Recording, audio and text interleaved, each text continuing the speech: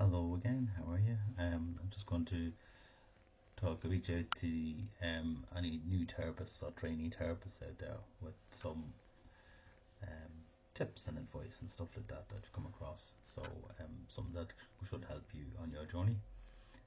So, recommended to continue doing your inner work, the personal therapy that you were doing while you were training, to continue that as much as you can while you're practicing.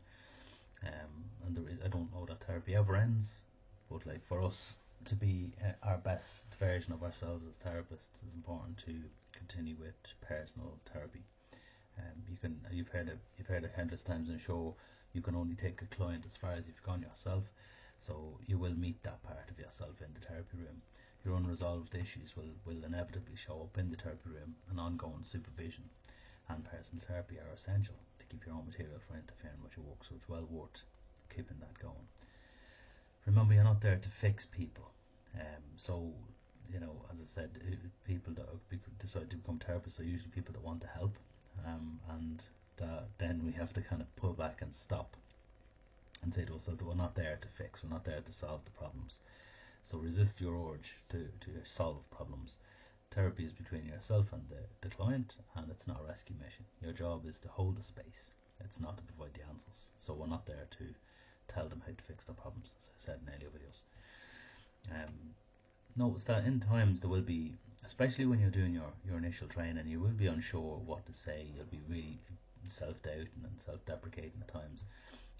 That's okay. That'll continue. You'll reach situations, you'll reach clients where something will happen and you won't be sure. You'll be very uncertain and you might become very uncomfortable in the room. Just embrace it. Just sit with it. You won't always know what to say. It's okay. There's no problem with that. So it's about tolerating the ambiguity and being present. So there's going to be silence, so be present in the silence and be present with the strong emotions of the client. Um, so there's more healing in that than there would be in saying the right thing. So although you might be trained really, really well, just to be present with that. And remember, boundaries are really vital. They're vital for the client and they're vital for you. So the protection, not punishment. We're not punishing the client by setting our boundaries. We're protecting the client. They may have grown up with no boundaries, and you're putting boundaries on them as helping them to establish their own. And it's a really helpful and supportive thing to do for yourself and for the client. So you need to set and maintain clear boundaries with them. Um, that helps you keep both of you safe, and preserves your therapeutic. So your therapist, they're the client, and you understand, and that's where they understand their role and how they change and how they can improve. Trust the process, not just the protocol. So techniques are tools, not magic. Although you might have been really well trained and you may have a great qualification, it doesn't matter when you go into the room. Uh, what truly matters is the relationship. So you can get into the room and you can have all the degrees and all the qualifications you want. It doesn't matter. You're not going to go, oh, I think I'll use Jung. I think I'll delve into Freud. I think I'll delve into Rogers. I think I'll delve into. There's so many others, but like that doesn't matter. The client doesn't care about that. They just want you. So it's the therapeutic relationship. If you have a good relationship, just trust the process. Let it work itself out.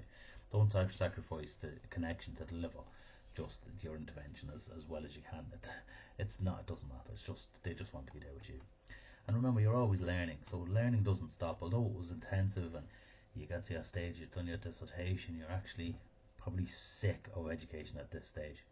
Try not to stop with the education, especially not when you're going on for accreditation. There's certain amounts of training you need to do. You need to do your CPD every year.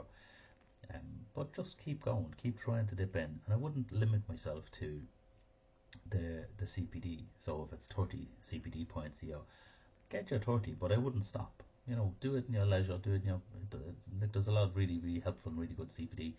Find out what your niche is, find out what your interests are, and follow them. So stay curious, stay humble, and stay informed, and just be aware that the therapy. And I've noticed this therapy changes all the time. And I love. One of the things I love is when students of psychotherapy contact me to give them, support. Let's say they're doing interviews for their dissertation. I love that because that helps me then. So someone contacts me and it's their research is about a specific topic. I love that because I can then refresh and read up on that and have a lovely engaged conversation with the therapist, and I'm learning so much off these new therapists coming out. So just try to make yourself available for all the ongoing research, because it's changing so fast that I personally like to keep up with the changes and be very familiar with what's going on, what's changing, what's new. Again, we don't need to bring it all into the client, but it's nice for us to know. Um, just that's all I say. Just and as well, just remember that documentation. Just be very very aware of your own documentation, your paperwork. So you're keeping your notes and stuff like that. I always what I did from very start when I came out in private practice was I every single time not sometimes it's quite difficult to do after every client, but after a certain amount of clients, what I'll do is I'll take my little notes. Keep your notes short. Don't have huge big spiels of notes, because you I know the fear might be that you're I'll forget what happened. You won't. You absolutely won't. We don't forget. That's the thing. That's not going to go. When you meet that client again, it all comes back. So you don't actually need to have that all on paper.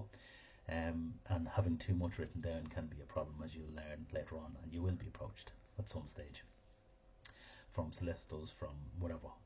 They'll want copies of your notes. That's just normal and routine for the work we do. So I would keep your notes as short and very very brief as possible.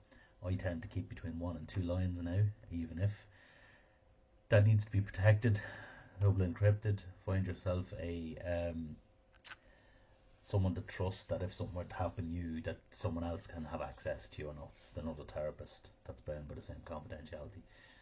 But just make sure you keep your documentation, keep your notes. If you're sending stuff to your accountant, try do it weekly, because it's so hard if you're doing it monthly or yearly. It's ridiculous. It's never going to happen if you're trying to catch over stuff in a year. I always do on a Friday, every Friday. That's my day for my accounts, my documents, and all this kind of stuff, to make sure everything's up. I'm keeping my client numbers, all this up every single Friday, and I just make sure that happens continually. And it's so much easier for me then, when it comes the time that someone asks me a question, I can go bang, it's there. I know it's very very, and it makes my job so much easier. So that's just a bit of advice to give you. Just be aware you will make mistakes. We all make mistakes. We're human. We're not robots. Now the new AI that's coming out, the new AI therapists are probably not going to make mistakes at all. That's not human.